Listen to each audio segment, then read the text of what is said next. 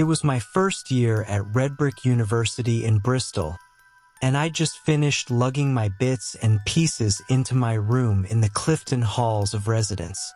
My family had only just left, the car pulling away with a final toot of the horn, leaving me feeling a mixture of liberation and genuine panic. It was later that same afternoon that my roommate finally turned up. From the moment I met him, I knew this year was going to be a proper trial. He introduced himself, or rather, I had to introduce myself first. "Alfie," I said, sticking out my hand. He paused, a peculiar, blank look on his face, before seemingly registering the social cue. He gave a single short laugh, a sort of "oh" sound, and offered me a handshake so limp and cold it felt like shaking hands with a wet cloth. His name, I eventually extracted, was Caleb. I tried to make a bit of small talk, the usual student banter. "What course are you on? Where are you from?" But he only answered with monosyllables, yes, no, or an occasional, disquieting chuckle. Within 10 minutes, we were sitting in absolute silence, both on our laptops, avoiding eye contact. I was immediately drafting an email in my head to the accommodation office, begging for a transfer. Anyone would be better than Caleb. He wasn't just socially awkward. There was an unsettling stillness about him. I went out that first evening, meeting a few of the other students on my floor. They seemed like good eggs, which was a relief.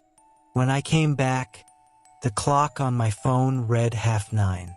Caleb was still in the exact same position I'd left him in, hunched over his laptop. "All right, Caleb?" I asked, turning off the reading lamp on my side of the room. No answer. Not a surprise. I climbed into bed, hoping to nod off, but sleep refused to come. Caleb stayed glued to his screen until about 3 in the morning. When he finally clicked his laptop shut, I started to drift off quickly. Then I woke up. It must have been only an hour later. The blinds had been pushed open, and the moonlight streaming in made the small room visible.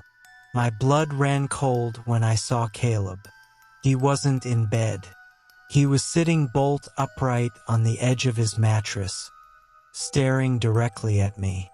I sat up, rubbing the sleep from my eyes, and asked, "Caleb, what on earth are you doing?" He whispered back, "Sorry," and slid back under his duvet.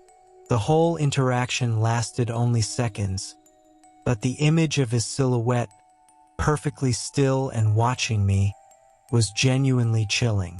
The following morning was the first Saturday of the year, right in the middle of Freshers' Week.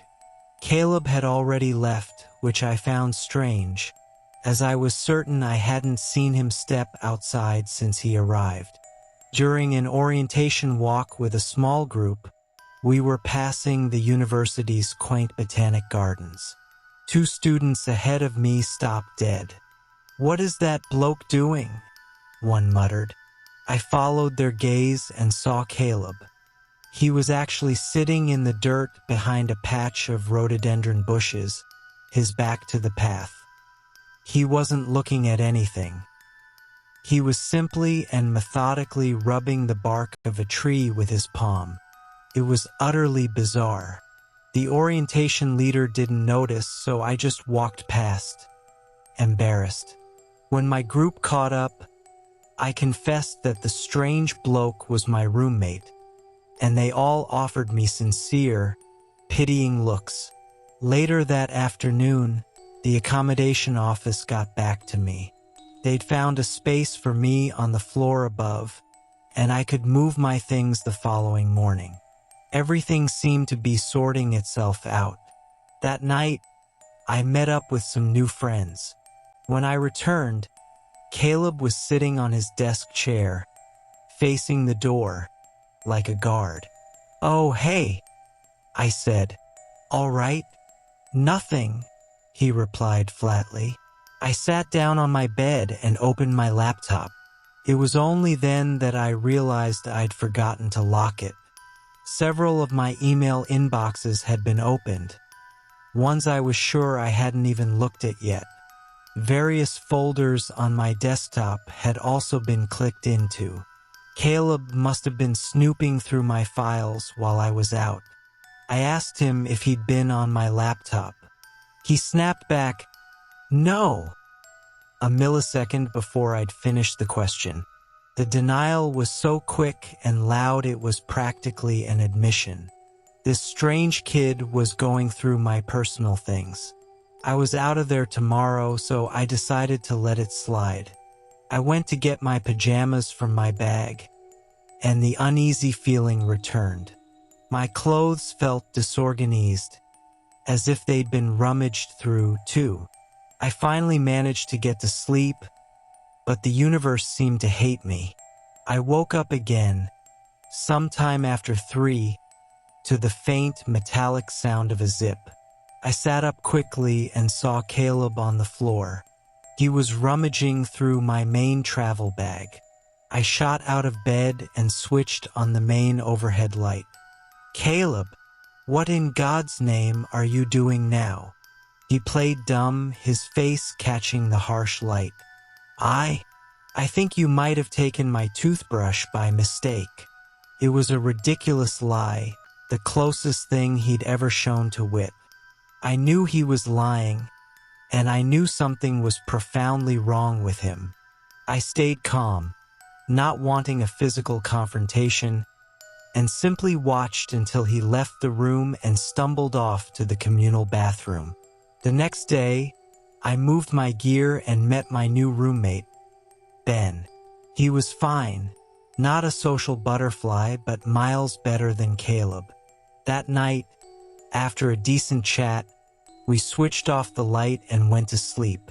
I felt a genuine sense of relief.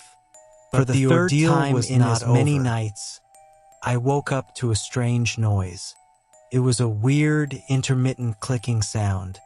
It wasn't constant, but I'd hear it every 30 seconds or so. I listened closely and realized the sound was coming from the other side of the door. The landing light was always on, so I crept to the peephole and peered out. I could just make out the top of a head. The person was leaning right up to the door, looking down, and now that I was concentrating, I realized the tiny clicking noises were actually coming from the doorknob. Someone was trying to pick the lock. My heart hammered against my ribs. I snatched my phone and dialed campus security. They showed up in under 5 minutes. Only once I heard their voices did I feel safe enough to open the door. 2 campus security officers were standing over a figure in a puffy jacket. It was Caleb. He was already in cuffs.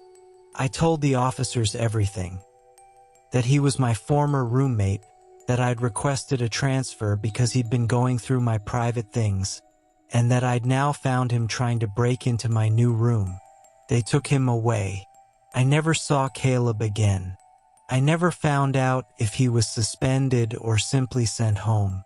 But for the rest of my time at Red Brick, whenever I was fumbling for my keys, the tiny, disquieting sound of a lock being picked would pop into my head. I sometimes still wonder what that strange bloke in Clifton Halls wanted.